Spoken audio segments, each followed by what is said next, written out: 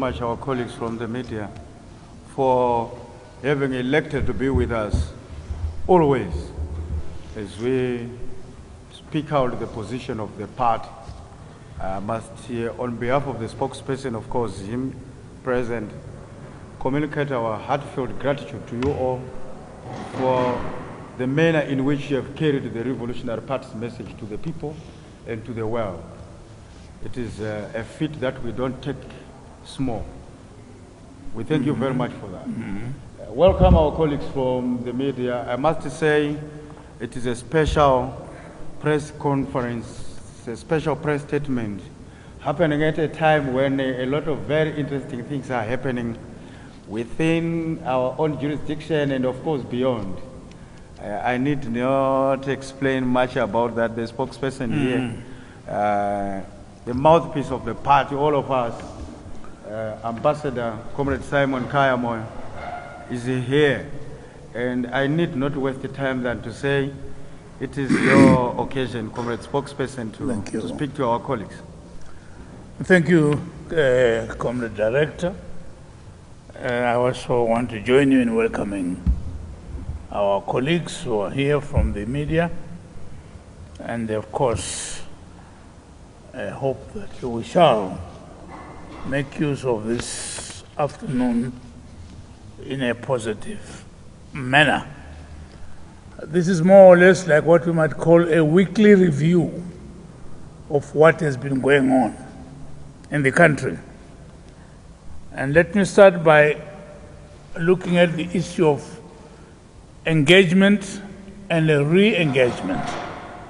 A lot of you have written a lot about this, engagement and re-engagement. And I want to start by saying the Revolutionary Party, Zanu PF, takes this opportunity to congratulate the President and First Secretary of the party and of the Republic, His Excellency Comrade Mnangagwa, for remaining solid and steadfast on the re-engagement and engagement agenda, which has seen the country benefiting from a Japanese-financed road rehabilitation program under the Japanese International Development Agency, JICA. The 6.5-kilometer stretch in Chirundu's Marongora area along the Harare-Chirundu Road is indeed a physical testament of our commitment to fulfilling our promise to the people as provided for in the 2018 People's Manifesto, where roads and other physical infrastructure as provided for in the 2018 People's Manifesto also exemplifies the initiatives identified, and these are critical enablers for investment and trade. This is indeed a robust accomplishment which will see Zimbabwe being connected efficiently to COMESA.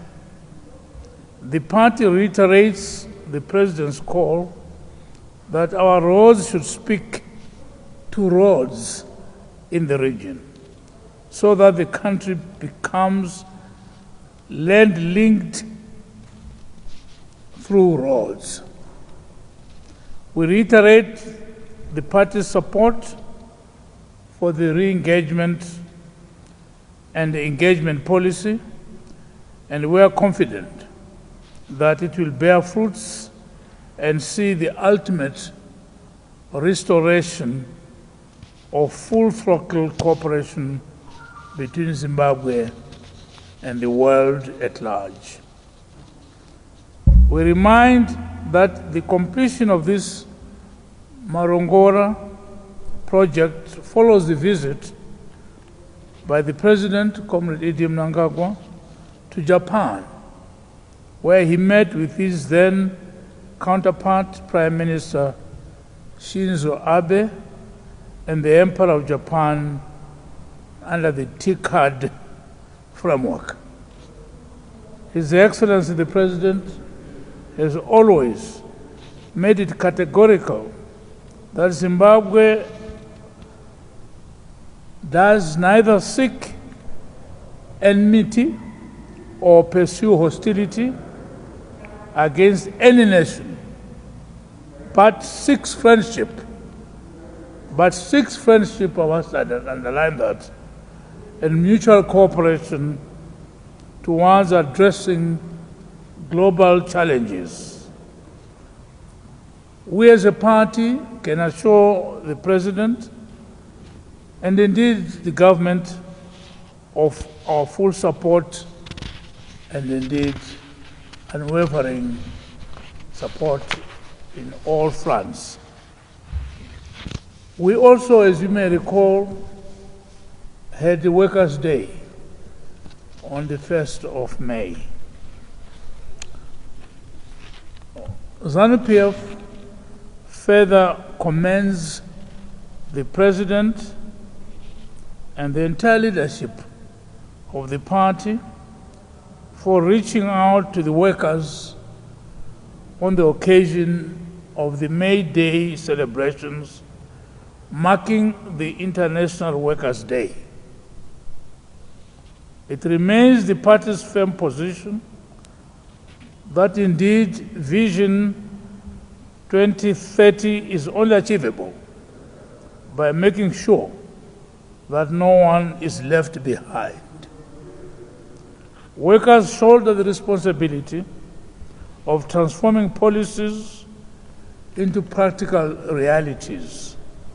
And with our President being the leading worker, we salute the steadfastness of the entire working people of Zimbabwe for braving the harsh conditions imposed on us by the twin challenges of Cyclone Idai and COVID-19, which have left a toll of destruction on our day-to-day activities as we fend for our families. We commend workers for shunning destructive engagements and instead electing to pursue dialogue in carving out solutions for challenges that affect all of us. You'll be aware also that another topical issue was the issue pertaining to Mozambique and SADC's decision on the same. Zanu PF, having reflected on the ongoing conflict in Mozambique and having taken note of the President and Commander-in-Chief of the Zimbabwe Defense Forces, Comrade Mnangagwa's briefing to the party on the collective actions to be pursued by SADC, we take this opportunity to salute SADC for their historic decision to offer active solidarity to our sister republic and peoples of Mozambique during these trying times. The party is fully convinced that the decision by SADC is a reaffirmation of the mantra, an injury to one is an injury to all. And I'm referring here to member states of SADC. Zanu PF believes that Southern Africa should indeed be a region where peace, harmony, and freedom for our people must continue to flourish without unjustifiable disturbance. The unity and oneness that characterize our relations as frontline states and helped in flooring down colonialism and apartheid must continue to grow from strength to strength as a region. Its economy and its peoples get more integrated. On this day, we communicate a message of solidarity to regional leaders for the decisions they have taken thus far, at the same time inform our brothers and sisters in Mozambique that we are with them. We call upon them not to lose hope, for certainly these challenges shall come to an end. Coming home again, you are aware of developments in Parliament this week. I must state here that Zanu PF is proud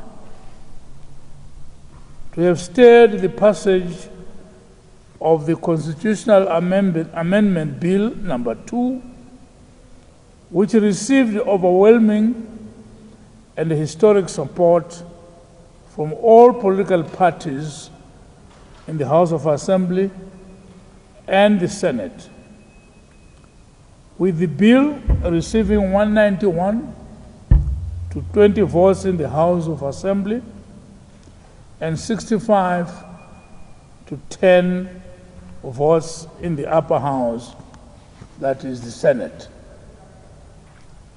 This attests to the seriousness of our government and our people to adjust our constitution in line with our founding indigenous and workable standards of governance. We have, however, taken note of the spirited attempts by some critics of government misinforming the public about these amendments. Nothing could be further from the truth. These amendments are aimed at strengthening our flourishing constitutional democracy through the deliberate creation of a stable institution of the presidency by removing the imported running mate clause, which has proved to be chaotic where it has been used. It is therefore not by mistake that the makers of the 2013 Constitution, our people, averred that this clause be operational after 10 years from 2013. This is because it needed to be subjected to further scrutiny, coupled with observation of whether it was efficient in countries where it had been operationalized. There is certainly, therefore, nothing amiss in copying international best practices and established traditions as applicable in other jurisdictions. The bill also seeks to empower our women in line with gender equality in decision-making bodies like Parliament by extending the quota of women in Parliament by a further 10 years, while at the same time empowering young people through affording them 10 seats in Parliament, with one from each of the 10 provinces.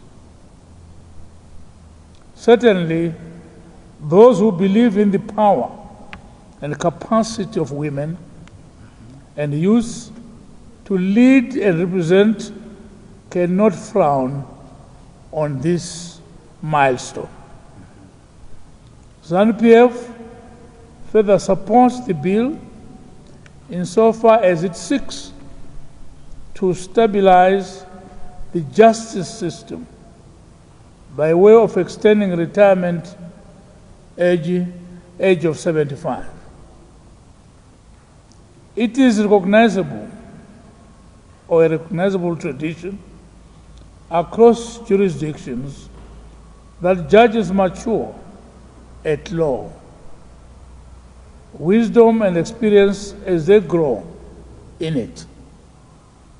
We therefore thank Zimbabweans across the political divide for their contributions during the consultative stages and for expressing their positive commendation and approval of the amendments. Lastly, Zanu PF calls upon its members, especially new members who are joining the party en masse, as well as all eligible Zimbabweans, to register to vote. Indeed, a non-voting membership of the party is a setback. The position of the party is that all its members must register to vote. We will be embarking on programs to mobilize our members and